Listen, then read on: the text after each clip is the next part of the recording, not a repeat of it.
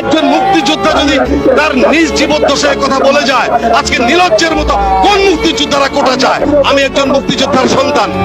আমার পিতা 2013 সালের 30শে জুন মারা যায়। 29শে জুন অনেকাঙ্ক্ষিত ভাবে, কাকতালীয় ভাবে তার মুক্তিযোদ্ধার সনদটা আমাকে দেখিয়েছিল এবং সেদিন আমি তাকে দুঃখ করে বলেছিলাম, বাবা, তোমার মুক্তিযোদ্ধার সনদ থাকতে আমরা চাকরি পাই না, আমরা তো কোটা সুবিধা পেতে পারতাম।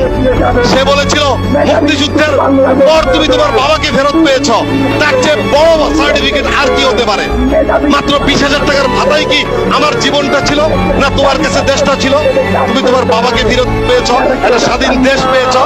তারপর একজন মুক্তিযোদ্ধা যদি তার নিজ জীবদ্দশায় কথা বলে যায়, আজকে নির্লজ্জের মতো কোন মুক্তিযোদ্ধারা কোটা চায়, কোন মুক্তিযোদ্ধারা ভাতা চায়?